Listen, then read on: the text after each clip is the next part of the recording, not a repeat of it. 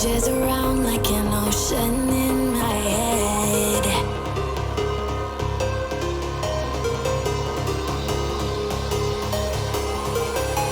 I can almost feel you walking in the distance, but I know that it's not reality. If you are echoing around inside these parallel dimensions all alone, no, I'll find you in my dreams. I'll find you in my walking in the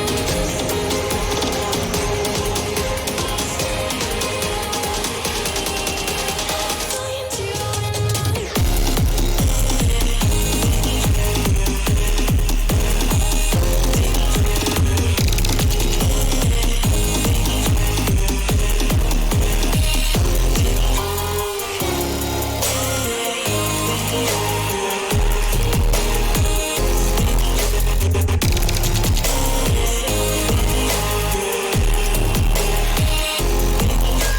I can almost feel you walking in the distance, but I know that it's not reality.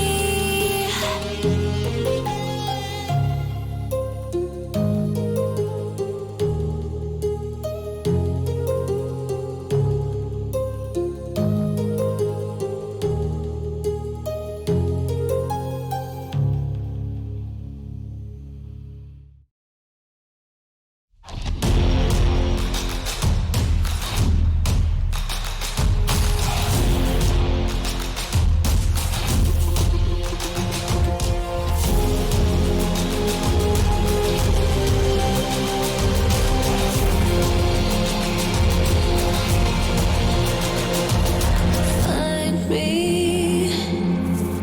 in the corner of the room, not ready to resume, 'cause like I'm taking,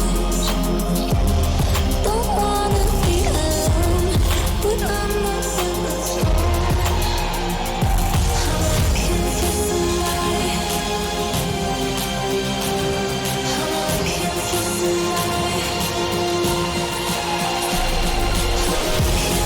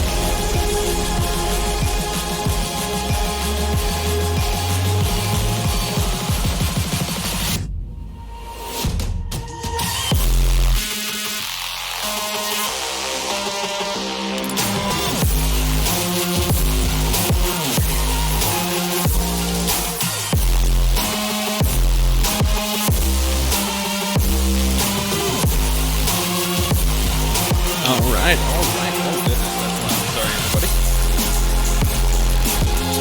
What is up? That's loud. What is up, guys? It's Ricky Masco, Warwick STL, however you know me, and we have some announcements today. First off, happy Thursday, everybody. Hopefully you're doing all right. We are making an announcement. We've got a lot to, well, not a lot to talk about, but we do have some stuff to talk about.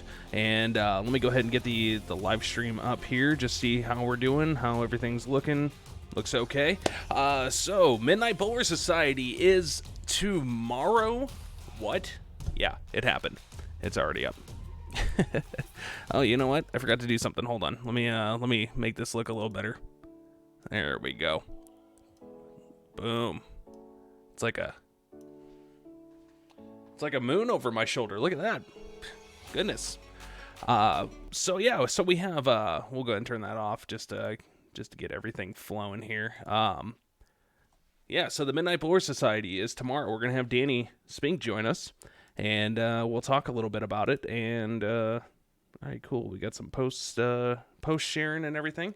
But yeah, we are live on YouTube. It looks like everything is I guess going okay. So let's go ahead and get Danny in here real quick. We're gonna try and voice him in. So let's see if this works. We're getting him a little ringy, and we should be hearing something here soon. 1 second. Hey, all right, Danny.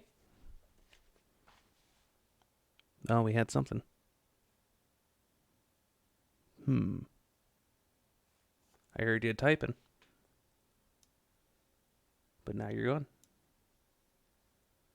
Yeah, we're having a little bit of an issue with this a little bit earlier. Oh, I hear you now. I hear you tapping. Yeah. Let's see. Okay, there we go. We got it. What's up, Danny? How's it going, man? Good. Good. We got 1 day until the Midnight Bowler Society. How you feeling about it?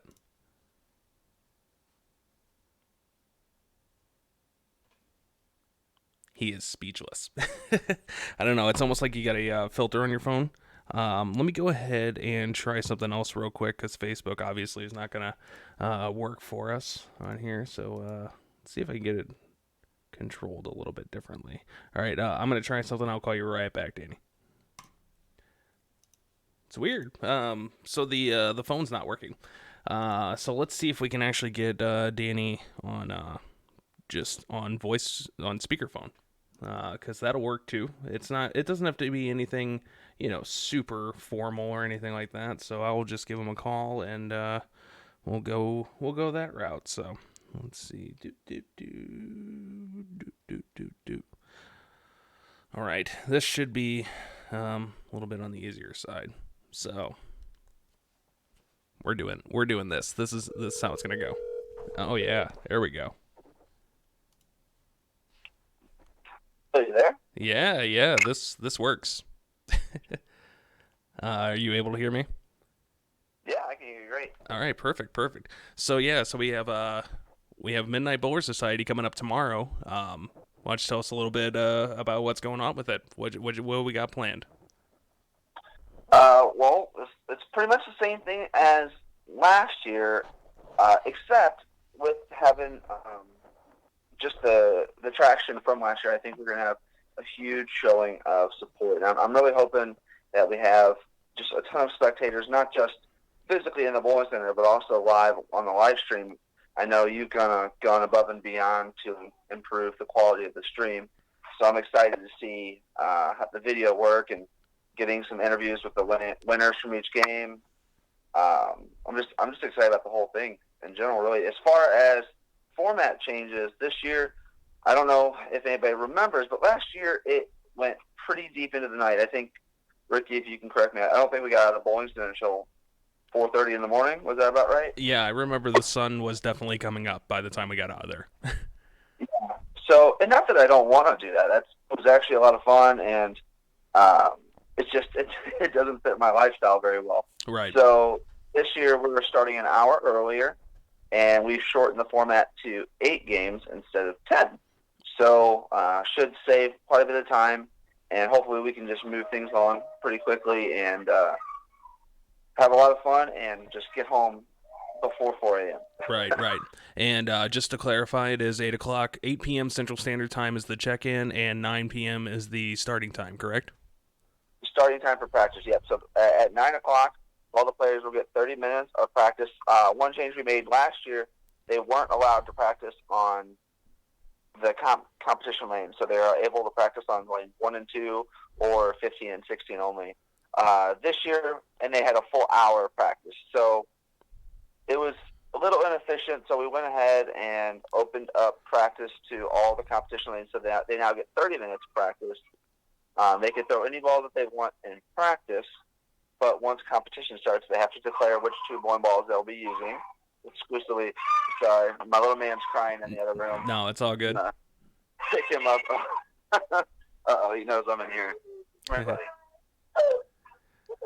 So we have The the pattern up Can you on hear the me? screen, and we have some examples of payouts. So we're right about 20 bowlers from what it sounds like, which is halfway between the 16 and 24 jump, because we got 16 will be 1,400 and second will be 500. That's per game. What does it look like if we have 20 bowlers tomorrow? So if we have 20 bowlers, the first place will still pay $1,500. It'll be like $1,550. Okay. And second place, what we'll do is we'll just increase that, and that'll pay roughly right around $800. I think it's $825 Okay. to be exact. So what's good about that? So the ratios are pretty steep, and the whole point behind that is a lot of players, they anybody that's taking players' action, sponsors and things like that, they want an opportunity to win big. No one's putting up $1,000 with at a chance to win $200. So Right. I wanted, if you win a game, you're profiting $500, and if you happen to get second, you're almost back to profiting, and that's after just one game. So if you get second twice, you profit $600 on the night, and that's not even winning a game. Right. Do you feel like everybody's gonna kind of have you heard any strategies of what anybody's doing as far as practice? If they're gonna try and wreck one lane or try and really set up one lane, and during practice, do they know which lane they're gonna start on? So during practice, they won't know what lane they're starting on. And during practice, they won't know what lane they're starting on. And I haven't heard any theories yet. It's a 42-foot long pattern, but there's 36 milliliters of oil, and so that is, you would think, would be a ton of oil, and it is a ton of oil. But Concord lanes or Concord Bowl is a very, very high friction surface. So when we were working on the pattern, I was working with John Janowitz, who, for anybody that doesn't know, you might see his bowling credentials. In fact, he works at Kegel, but he also completely. The goodness of his heart has been helping me with this pattern when he didn't have to.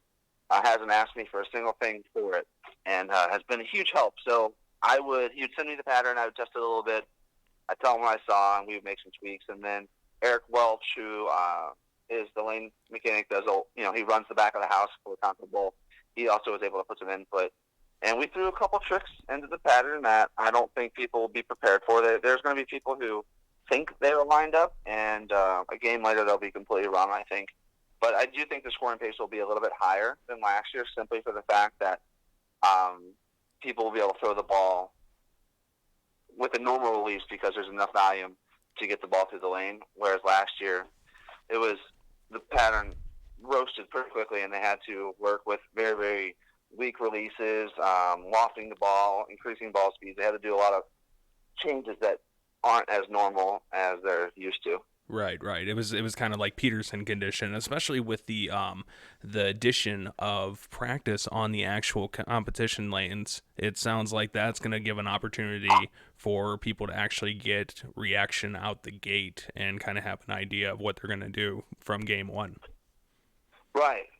And to be fair, I've been really thinking a lot about the pattern, and with the way urethane has become kind of the norm with people, I don't know how that's going to play in the pattern. I mean, 36 milliliters, you wouldn't think you could use urethane But I don't know. I like this. I can't wait to see people trying it. I don't know if people are gonna cut their stuff to 500 or 180, whatever they're gonna do. I'm just curious to see because I honestly have practiced on it and I still don't know what I would do. I mean, I kind of have an idea of where I would start, but I never found a really aggressive, great line when testing the pattern. So that was what made me kind of stick with it. Right. Kind of take a look at the list, and I mean, we've got people from all over variety wise as far as styles go. I mean, I'm looking at the list. We've got the number one name that sticks out is professional bowler EJ Tackett's going to be there, Cameron Doyle, Brad Miller, Kyle Sherman, as well as some local favorites, Shea Benbender, Tim Barrett, Mike Sapolis, a lot of returning bowlers this year, and some new faces that we haven't seen before. You might be looking at the oldest, and most of those people are right. Kyle won't be bowling anymore. He has an opportunity that, and no one in their right mind would pass up. So he's taking advantage of that. But he is. Well, we'll still get one. We'll still get one half of the YouTube. We have one half of the Brad and Kyle podcast, right? Vlogs and all that. And so as far as that goes, how do we know how many pairs we're using, how many lanes? Because I know last year was kind of scrunched together, a lot of people on a pair, but you were saying quicker format. So do you see us spreading it out a little bit more this year? No, we're going to be on, well, when I say quicker format, it's more or less just less games. But gotcha. It's still going to be on the 16 lanes. Lane 15 and 16 will be our backup pair. 1 and 2 will be out of play, and then we're going to have everybody on the in-between lanes. Okay, so 3 through 14 it sounds like. So lower end of the house in case you're coming to spectate. I noticed that there was a, I don't want to say $5 entry fee, but a $5 incentive. Do you want to tell us about that for those that are planning on coming out tomorrow? It's cover charge, $5 cover charge. If you want to come, it's the same thing we did last year. Last year we benefited the Gary Halferstay Scholarship Foundation. This year we are benefiting the Leukemia and Lymphoma Society. So I don't know if a lot of people might not know, but my mom was diagnosed, battled, and beat cancer, and it was a form of lymphoma. And so I want to benefit that this year. So all the money that we get from people coming to watch, last year we collected well over $800. We'll be donating half of all that to the Leukemia and Lymphoma Society. So it's for a good cause, and that was the whole point behind this whole shebang. As much as I want to put on an event for bowlers, I want to put on an event for something I'd want to go personally watch. Right. And at the end of the day, I would pay $5 time and time again to go watch 20 of the best bowlers that I can think of, put up $1,000 of their own money or someone they know's money, and bowl all out each game to win big cash prizes, and to watch people get up there and unfortunately fail when they need to strike, and then watch other people get up there and pull it all together to pick a 10-pin for the win, or convert a split to keep the match contended, right, or throw a strike for the win. I just get excited by that stuff, and I think it's well worth $5, and plus it's going to a great cause. Right. And I mean, you try and go see an event like this anywhere else, you're going to pay well more than $5. So I think that is definitely a worthy cause. And if you can't make it out, make sure to head on over to the Twitch page. We're going to share that out to all the bowling groups and share it out. We're actually going to make a post after we go offline on this message that has that information on it. But we will be broadcasting starting at 8:30 p.m. tomorrow. That's what it looks like. We'll at least get you guys some time to get get settled in. Remember, Twitch is completely free to watch. A lot of people have hit me up with the question, hey, is this going to be free to watch? Yes, it is. It's just like YouTube, except for, it's one of those things. It's literally Google owns YouTube and Amazon owns Twitch, same service and everything. So Danny, you got anything else you want to hit everybody up with that you think they need to know? Yeah, the last thing is the Calcutta. So we'll also be running the Calcutta again. Last year we had a great turnout for that last year. There's a lot of fun bidding on the players and all that stuff. So Calcutta, the check for Calcutta, so what you're going to do is you'll show up, check-in's the same time as the players check-in. It's 8 o'clock. You'll show up, you'll put your name down for the Calcutta, you'll be given a number, and then when we start the Calcutta, which will be about roughly 8:30 or so, just depending on what time all the players are there, because we want the players present as an opportunity to bid on themselves. Right.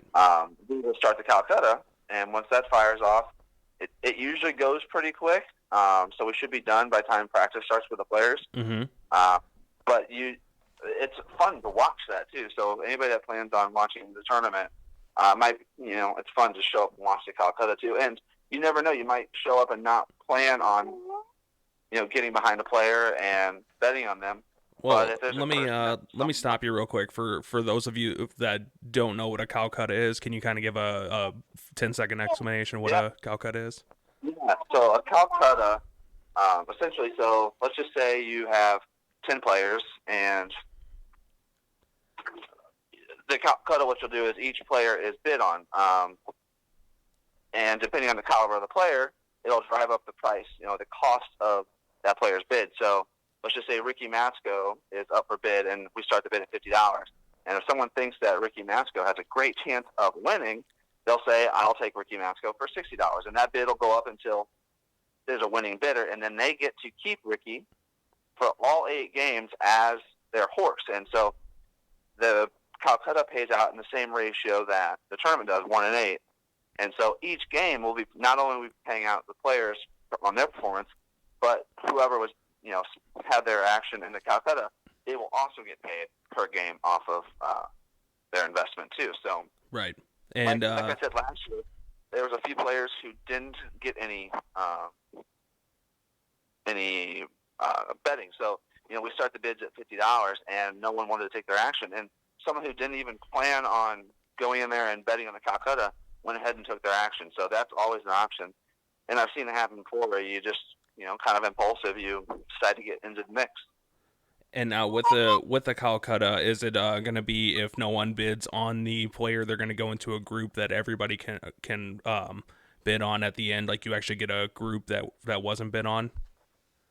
Right, exactly. So with that being said, if there's 5 players at the end that no one bid on, they'll go into a pool, and you can collectively bid on the whole group. And you can potentially have 5 players versus everybody else having 1. Right. So that's definitely always an option.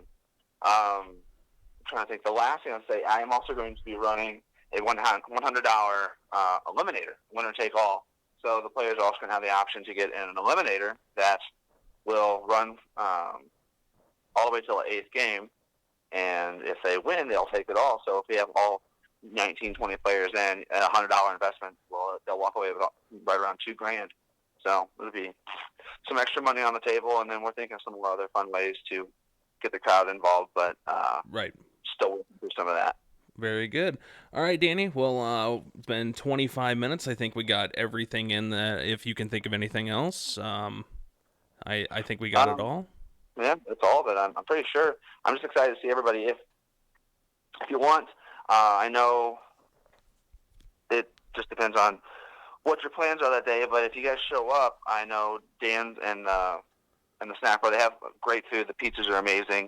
My favorite is the chicken tenders, so make sure you stop there, grab some dinner before the show begins, hang out, have fun, drink some beers. It's gonna be a good time. Right. It's gonna be a late night, but it was a party last year, and I'm sure it's gonna be a party this year too.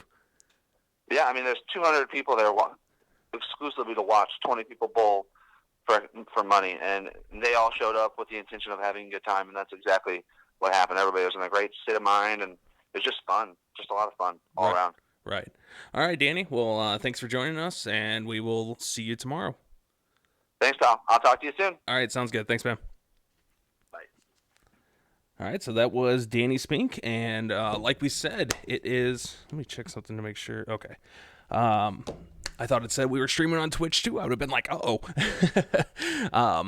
So, just to recap, tomorrow night, Midnight Bowler Society, we're going to be starting the live stream at 8:30 p.m. Central Standard Time. If you can't make it, make sure to tune in on that. We are working towards Twitch partnership, which requires a certain level of people tuning in, average viewers, things like that over a certain time span. So even if you pull the stream up, have it muted, you're still counted as a viewer, and we can use all the support that you all can give. Want to thank you guys for joining us today. If you have any questions about the Midnight Bowler Society, make sure to hit them up on Facebook. We're really quick to send messages back. So that's pretty much all that we have. We want to thank you guys again for joining us. Make sure to share this video out. I will go ahead and put up the, let me see here. Put up the stream address for tomorrow. Like I said, we're going to make a announcement right after this video. But that is going to be the address. So let's go ahead and put this up here, twitch.tv/WarwickSTL, and we will see you all tomorrow night at 8:30 p.m. Central Standard Time. Thank you for joining us today, and we'll see you tomorrow night.